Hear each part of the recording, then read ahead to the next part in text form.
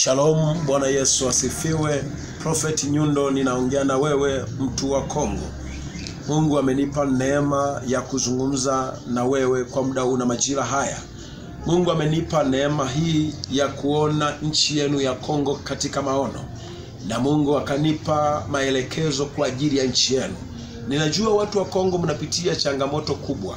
Hii ni sauti ya mtumishi wa Mungu Prophet Nyundo, nabii wa Bwana ambaye nimepewa maono haya, au Mungu amezungumza na mimi kwa ajili ya nchi yenu ya watu wa Kongo.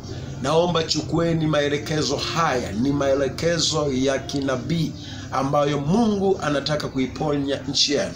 Mungu akaniambia watu wa Kongo, kuanzia rais wa nchi husika, ni vema sana wakachukua mfano wa nchi ya Ninawi. Alipokuwa mtumishi wa Mungu Yona ameambiwa aende kule, alipoenda kupeleka taarifa, kuanzia rais alifungisha mifugo, iliingia kwenye maombi, mbuzi, ng'ombe, kuku, ndama, kila kitu kiliingia kwenye mifungo kwa ajili ya toba. Sasa Mungu akawa ananiambia mnatakiwa muingie maombi, ambayo mkiwa mnanihitaji niwape maelekezo ambayo Mungu amenipa kwa ajili ya nchi yenu. Amenipa maombi mengi, tutaomba toba kwa ajili ya vitu vingi kwa ajili ya nchi yenu, na mimi nitakuwa pamoja nanyi kuwabeba katika maombi na kuwa tayari kufunga kwa ajili yenu watu wa Kongo.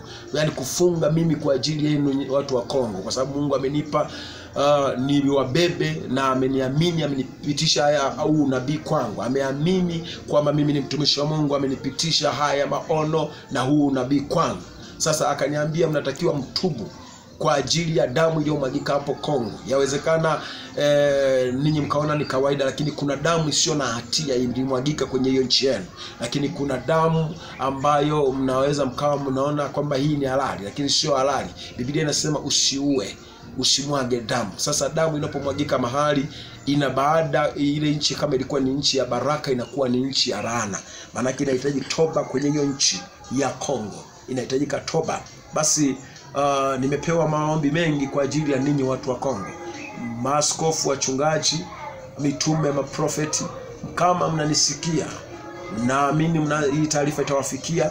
Chukueni taarifa hizi, mtanifuatilia na mtafanya contact na mimi, mawasiliano nitaacha hapo, alafu tufanye kile ambacho Mungu ameniambia. Mnahitaji kuingia kwenye maombi ambayo Mungu ameniambia, maombi ya mfungo wa toba, na kuiombea nchi yenu toba, na kuombea kuanzia tawala zilizopita kaza wakaza zinahitajika kuombewa toba, kwa sababu kuna mazingira ambayo sio sawa, ambayo yamemkosea Mungu sana. Basi namba zangu za simu Prophet Nyundo 0756568003. Naipenda Kongo, natamani Kongo isafishike, Kongo kuwe na amani, Kongo kuwe na furaha tena.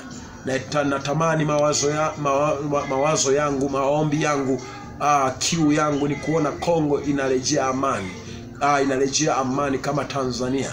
Mungu akubariki, barikiwa na Bwana kwa kunifuatilia. Amen, amen tena, amen.